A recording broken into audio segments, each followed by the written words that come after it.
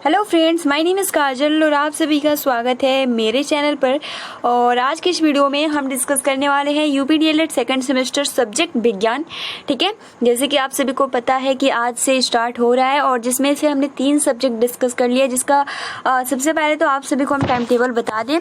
ठीक है, देखिए 3 दिन क्लास चलेगा 4 सब्जेक्ट का, जिसमें आपका वर्तमान भारतीय समाज और प्रारंभिक शिक्षा 11 बजे चलती है सुबह में, और उसके बाद 2 बजे प्रारंभिक शिक्षा के नवीन प्रयास, उसके बाद 5 बजे।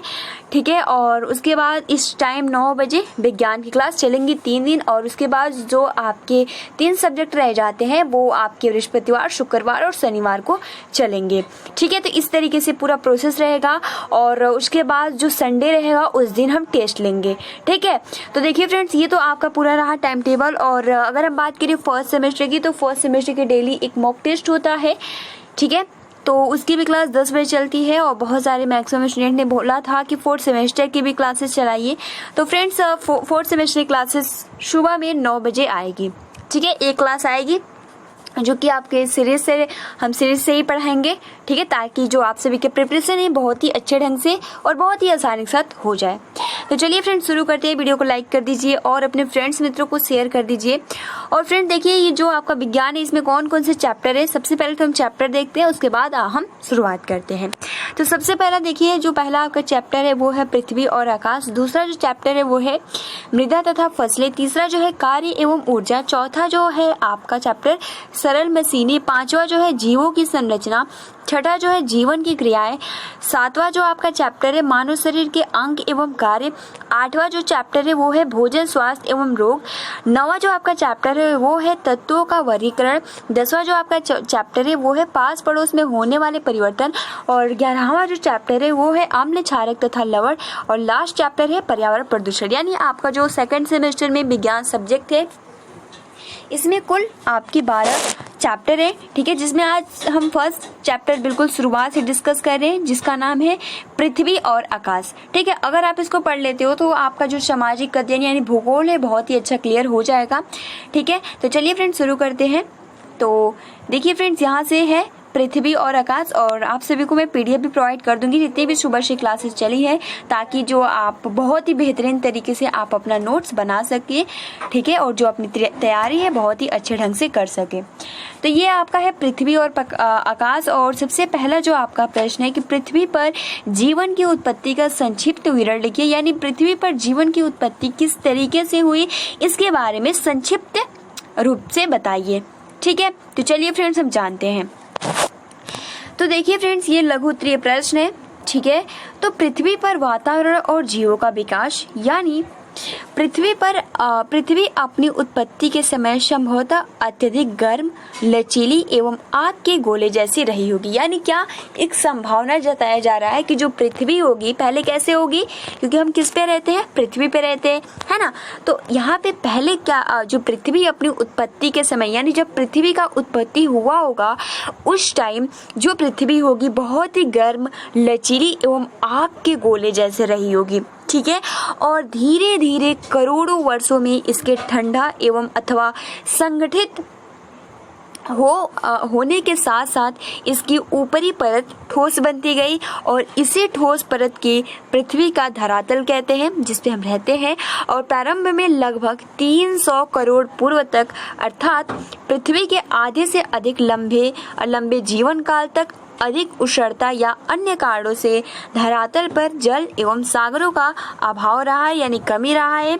और पृथ्वी अति उष्ण, शुष्क, किसी भी प्रकार के जल, वनस्पति या प्राणी रहित अजैव स्थिति में रही है। और आज से 150 से 200 करोड़ वर्ष पूर्व पृथ्वी के धरातल के ठंडा होने से वायुमंडल अनुकूल बनने, वाष्पीकरण, घनीभवन एवं वर्षा की क्रिया पूरी होने के साथ साथ महासागरों का निर्माण हुआ। यानी कब से, यानी आज से लगभग 150 से 200 करोड़ वर्ष पहले ठीक है, क्योंकि पहले जो था वो उष्ण की कमी थी, धरातल पर जल एवं सागरों की कमी थी। फिर क्या हुआ कि 150 से 200 करोड़ वर्ष पूर्व पृथ्वी के धरातल पर ठंडा होने से वायुमंडल जो थी वो अनुकूल बनने, वाष्पीकरण, क्योंकि तभी तो हमारा जीवन संभव है। जब जल ही नहीं रहेगा तो पृथ्वी पर जीवन कैसे संभव है ना। तो यहाँ पे अनुकूल बनने, वाष्पीकरण, घनीभवन एवं वर्षा की क्रिया पूरी होने के साथ साथ महासागरों का निर्माण हुआ। और प्रारंभ में क्या महासागर इतने ही ठंडे, खारे या ऐसी स्थिति में थे, ये प्रश्न उठता है। यह क्या है, एक विवाद का विषय है। इस पर विद्वान एक मत भी नहीं देते हैं। धीरे धीरे सागर अस्थायी होते गए और उनका खारीपन आज से 50 करोड़ वर्ष पूर्व तक आधुनिक स्थिति में पहुंच गया और यही काल अजैव पृथ्वी से जैव पृथ्वी के विकास की शुरुआत का काल माना जाता है। और आज से 50 से 60 करोड़ वर्ष पूर्व महासागरों एवं वायुमंडल में अवश्य ऐसी अनुकूलन गैस, वाष्प, खनिज, लवण, जैव रसायनों आदि की रही होगी। तभी महासागरों में जीवों के विकास की प्रथम कड़ी अमीबा, क्योंकि सबसे पहला क्या है तो अमीबा के नाम से विकसित हुई। और इसे एक कोशिकीय जीव में जो यद्यपि बिना हड्डी, मांस, खून या अन्य विकसित तंत्र का था, फिर भी उसमें अपने जैसे समरूपी एक कोशिकीय जीवों की संख्या में निरंतर बढ़ोतरी की क्षमता रही। और सागर के किस भाग में या किन अक्षांशों पे ऐसा सब कुछ चमत्कार प्रारंभ हुआ और यह वर्तमान में भी मात्र क्या है, शोध का ही विषय है। धीरे धीरे इसी एक कोशिकीय जीव के पश्चात घोंघे व प्राथमिक रचना वाले जीवों का विकास तथा पृथ्वी तल पर आर्द्र व उष्ण भागों में आज से विभिन्न प्रकार की वनस्पति का विकास प्रारंभ हुआ। और धीरे धीरे सागर में मछली एवं भूमि पर वनस्पति यानी बिना पत्ती व फूलों के वृक्ष व घास विकसित हुई। अतः सभी प्रकार के प्राणियों के विकास की शुरुआत समुद्र से ही हुई है। और प्राचीन भारतीय परंपरा भी जीवों के विकास को मत्स्यावतार से नृसिंह अवतार तक कड़ीबद्ध ले जाती है। यानी यहाँ इनके कहने का मतलब है कि जितने भी जीव हैं वो समुद्र से ही विकसित हुए हैं, ठीक है। और इसे मात्र संयोग नहीं माना जा सकता। धीरे धीरे जल थल पर रहने वाले कछुआ, मगर आदि विकसित हुए, ठीक है। और बाद में छोटे पशु व पक्षी बनते गए और प्राथमिक पेड़ों से पौधे, पत्तियों, फूल, बीज आदि का विकास हुआ। तो फ्रेंड्स देखिए, ये तो पूरा इतना मतलब विस्तार तरीके से बताया है। अब देखिए, अगर आपके एग्जाम में लघुत्तरी में आता है कि पृथ्वी पर जीवन की उत्पत्ति का संक्षिप्त विवरण लिखिए, तो सबसे पहले आप क्या लिखेंगे? सबसे पहला जो आपका रहेगा कि पृथ्वी अपनी उत्पत्ति के समय बहुत ही गर्म, लचीली और आग के गोले जैसी हो गई। पहला पॉइंट, क्योंकि आप सभी को पता है 50 शब्दों में लिखना ही होता है, तो ज़्यादा लिखने की कोई आवश्यकता नहीं है, ठीक है। उसके बाद देखिए दूसरा पॉइंट ये कि धीरे धीरे करोड़ों वर्षों में इसके ठंडा एवं संगठित होने के साथ साथ इसकी ऊपरी परत ठोस बनती गई, ठीक है। और सबसे महत्वपूर्ण है कि इस ठोस परत को पृथ्वी का धरातल कहते हैं। और प्रारंभ में लगभग 300 करोड़ पूर्व तक, अर्थात पृथ्वी के आधे से अधिक लंबे जीवन काल तक अधिक उष्णता या अन्य कारणों से धरातल पर जल एवं सागरों का अभाव रहा। फिर क्या हुआ, फिर हम इसको छोड़ते हैं और देखिए इतना पॉइंट हो गया। अब यहाँ से हम लिखेंगे कि आज से 150 से 200 करोड़ वर्ष पूर्व पृथ्वी के धरातल के ठंडा होने से वायुमंडल क्या हो गया, अनुकूल बने, वाष्पीकरण, घनीभवन एवं वर्षा की क्रिया पूरी तरह होने के साथ साथ महासागरों का निर्माण हुआ, ठीक है। ये पूरा इतना पॉइंट हो गया। उसके बाद देखिए जो अमीबा है ये महत्वपूर्ण है। और जैसे कि आप यहाँ से देख सकते हो कि आज से 50-60 करोड़ वर्ष पूर्व महासागरों एवं वायुमंडल में अवश्य ऐसी अनुकूलन गैस, वाष्प, खनिज, लवण, जैव रसायनों आदि की रही होगी। तभी महासागरों में जीवों के विकास की प्रथम कड़ी क्या थी, तो वो अमीबा के नाम से विकसित हुई, जो कि एक कोशिकीय जीव, जो उसमें ना हड्डी था ना खून, फिर भी वो क्या थी, अपने जो भी जाति थी उसमें वृद्धि कर रही थी। तो इस तरीके से पृथ्वी की उत्पत्ति हुई। तो फ्रेंड्स इतना लिख देंगे, आप सभी को 2 नंबर मिल जाएगा। इतना ज़्यादा लिखने की आवश्यकता नहीं है, ठीक है। तो फ्रेंड्स आप सभी को हेडलाइन जैसे कि ये वाला पॉइंट, ठीक है, ये पूरा पॉइंट बहुत ही महत्वपूर्ण है, ठीक है। और उसके बाद यहाँ से आज से 150 वर्ष मतलब कि 200 करोड़ वर्ष पूर्व पृथ्वी के धरातल के ठंडा होने से वायुमंडल अनुकूल बने और इस तरीके की क्रिया पूरा हुई और मतलब बारिश जल की जो कमी थी वो पूरा हो गई। और उसके बाद जो सबसे पहला जो जीव आया वो था अमीबा। ठीक है, ये प्रश्न क्लियर हो गया। अब हम आगे बढ़ते हैं और जो आपका अगला जो प्रश्न है बहुत ही महत्वपूर्ण है। जैसे कि हमने फर्स्ट सेमेस्टर में सामाजिक अध्ययन में डिस्कस भी किया था, सौर मंडल क्या है। ठीक है, सौर मंडल की परिभाषा क्या है, हमने बहुत ही अच्छे से डिस्कस किया था और आप सभी को याद भी हो गया होगा। और फ्रेंड्स, ये BTC 2016 का पूछा हुआ प्रश्न है। इस तरीके से भी पूछ सकता है कि सौर परिवार का सचित्र समझाइए, यानी चित्र के माध्यम से आप समझाइए। तो सभी जैसे कि हमने आप सभी को बताया भी था, जो चित्र होता है सबसे पहला तो सूर्य होता है। ठीक है, जो इसका चक्कर लगाता है इस तरीके से। तो आप ग्रह के हिसाब से अगर क्रमशः आप सभी को याद होगा तो आप बहुत ही आसानी के साथ, और जो ये सूर्य के चक्कर लगाते हैं वो किस तरीके से लगाते हैं तो आप कमेंट्स बॉक्स में बता सकते हो फ्रेंड। दीर्घ वृत्ताकार, ठीक है, क्या होता है, दीर्घ वृत्ताकार चक्कर लगाते हैं सूर्य का। तो फ्रेंड्स, ये बहुत ही महत्वपूर्ण कुछ पॉइंट्स हैं जिसको आपको याद करने होंगे। अब चलिए फ्रेंड्स, हम जानते हैं सौर मंडल का संक्षिप्त विवरण, जैसे कि हमने पहले ही डिस्कस कर लिया है। तो सूर्य के जो परिवार होते हैं उनको सौर मंडल कहते हैं। इसमें सूर्य एक तारा है, जैसे कि हमने कल डिस्कस किया था कि सूर्य क्या है, बहुत सारे जो तारे होते हैं, तारे जो होते हैं वो पृथ्वी से बहुत ज़्यादा दूर है और जो सूर्य है वो पृथ्वी से नज़दीक है, इसलिए क्या करता है, हमें बड़ा दिखाई देता है। ये हमने बहुत ही अच्छे से उस दिन डिस्कस किया था। ठीक है, तो यहाँ पे ये कह रहा है कि सूर्य के परिवार को सौर मंडल कहते हैं, सबसे महत्वपूर्ण लाइन। और इसमें सूर्य एक तारा है। क्या है, सूर्य एक तारा है जो प्रकाश तथा ऊष्मा प्रदान करता है। ठीक है, और सूर्य से ही निकले हुए 8 ग्रह हैं जिनके नाम है क्रमशः बुध, शुक्र, पृथ्वी, मंगल, बृहस्पति, शनि, अरुण और वरुण। और जैसे कि हमने बौना ग्रह प्लूटो, उसको क्या कर दिया गया है, बाहर कर दिया गया है। और ये सभी ग्रह सूर्य के चारों ओर अंडाकार, ठीक है, दीर्घ वृत्ताकार रहेगा या अंडाकार भी कह सकते हो, जैसे कि हमने कल डिस्कस किया था। दीर्घ वृत्ताकार क्या करते हैं, चक्कर लगाते हैं। ठीक है, चक्कर लगाते हैं। और इन ग्रहों से टूटे हुए पिंडों को उपग्रह कहते हैं, यानी जो भी इस चक्कर लगाते हैं और इन ग्रहों से जो भी टूटे हुए पिंड होते हैं उनको हम क्या बोलते हैं, तो उपग्रह कहते हैं। ये सभी अपने अपने ग्रहों के चारों ओर चक्कर लगाते हैं और सूर्य से प्रकाशित, क्योंकि जितने भी ग्रह होते हैं उनके पास अपना प्रकाश नहीं होता है। जैसे कि आप पृथ्वी मान लो, जो चंद्रमा है, जैसे कि सूर्य ग्रहण, चंद्र ग्रहण इसी के माध्यम से होता है ना। तो यहाँ पे यही बोला जा रहा है कि सूर्य से प्रकाशित होते हैं और सूर्य सौर परिवार का मुखिया या जन्मदाता कहा जाता है। और देखिए फ्रेंड्स, इसका व्यास जो है वो आपका है यहाँ पे 13,93,000 किलोमीटर है। आप देख सकते हो इसका जो व्यास है 13,93,000 किलोमीटर है और पृथ्वी से 109 गुना बड़ा है। हमने कल उस दिन भी डिस्कस किया था, 109 गुना बड़ा है और इसका भार 2.19 इंटू 10⁻²7 टन है। आप देख सकते हो जो भार है वो कितना ज़्यादा है। ठीक है, तो इतना टफ सवाल नहीं आप सभी से पूछेगा, बट महत्वपूर्ण पॉइंट्स है तो आप अपने कॉपी में लिख सकते हो। इसका जो भार है 2.19 मल्टीप्लाई 10⁻27 टन है और इसके तल का तापमान 6000 डिग्री से या है। ठीक है, और यह पृथ्वी से 15 करोड़ किलोमीटर दूर है। ठीक है, यानी जो आपका सूर्य होता है वो पृथ्वी से कितने किलोमीटर दूर है, तो 15 करोड़ किलोमीटर दूर है। और हमने आप सभी को ये भी बताया था कि जो सूर्य का प्रकाश है पृथ्वी तक आने का, जो प्रकाश का आने का जो समय लगता है वो 8 मिनट का लगता है।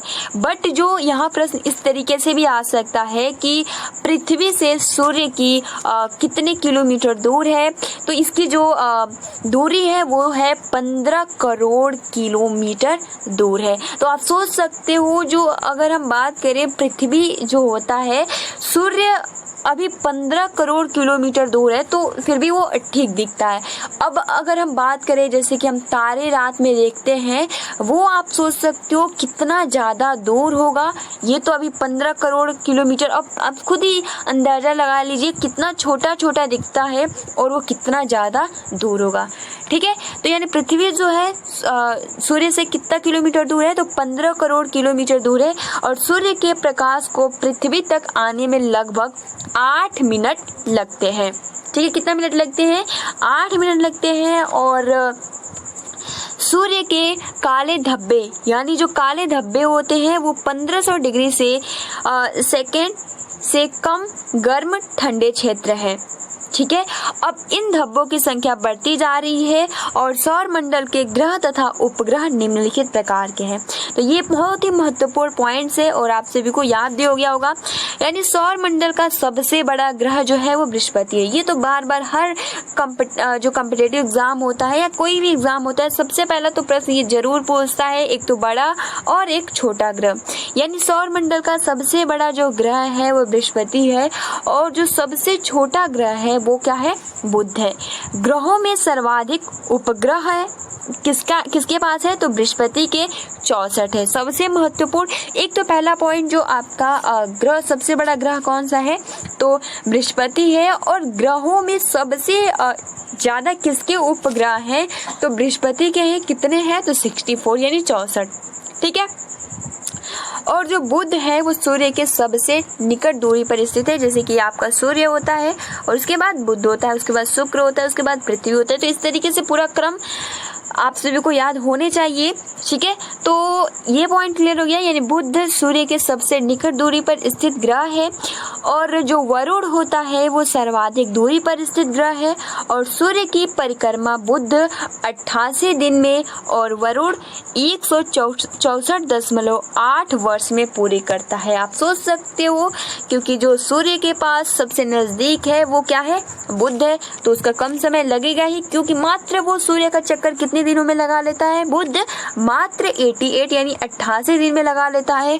और सूर्य से सबसे ज्यादा जो दूर ग्रह है वो कौन सा है, वरुण, जो कि इसके लिए जो टाइम लगता है वर्षों में लगता है। आप सोच सकते हो वर्षों में लगता है, दिन में नहीं, वर्षों में लगता है। 164.8 वर्ष लगता है और बहुत ही महत्वपूर्ण ये पॉइंट्स है। ठीक है,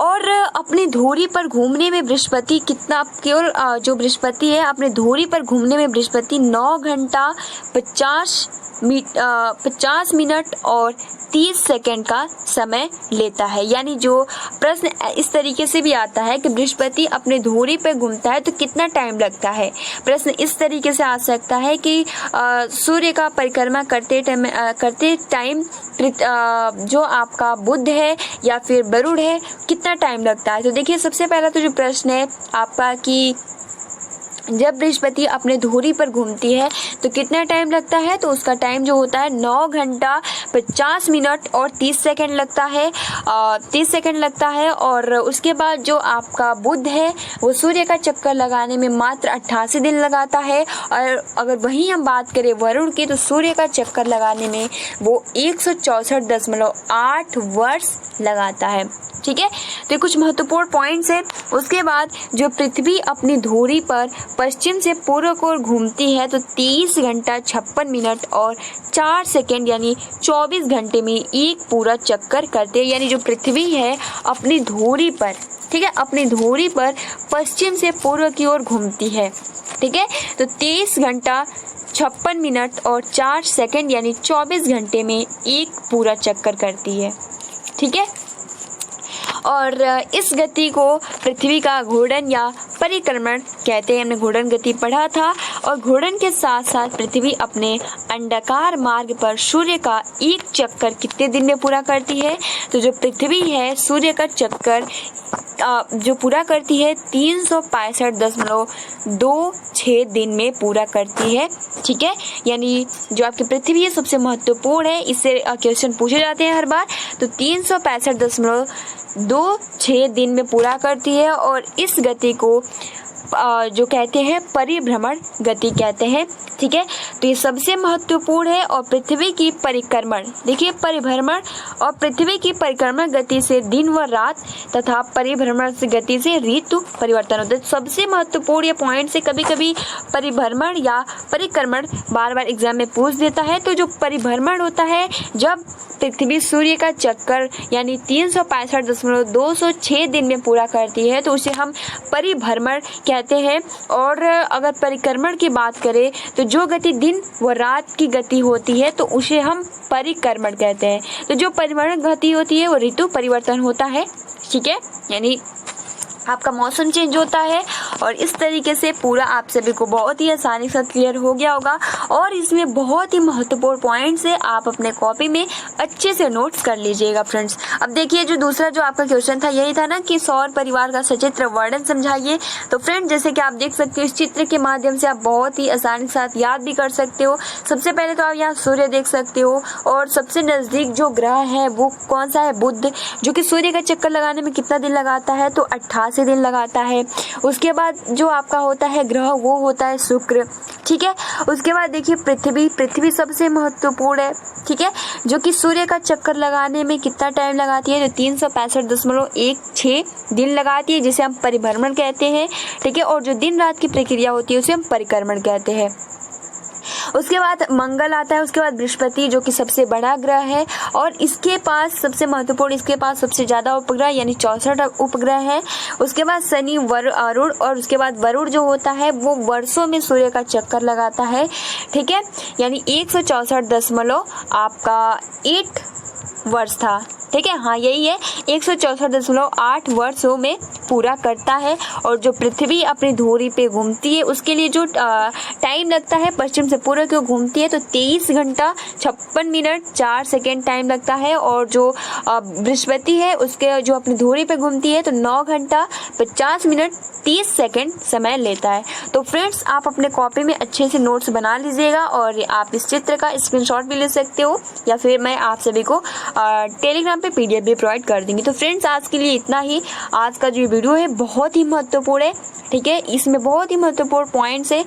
तो गाइज आज के लिए इतना ही, मिलते हैं 10 बजे वाली क्लास में। Thanks for watching, take care and best of luck.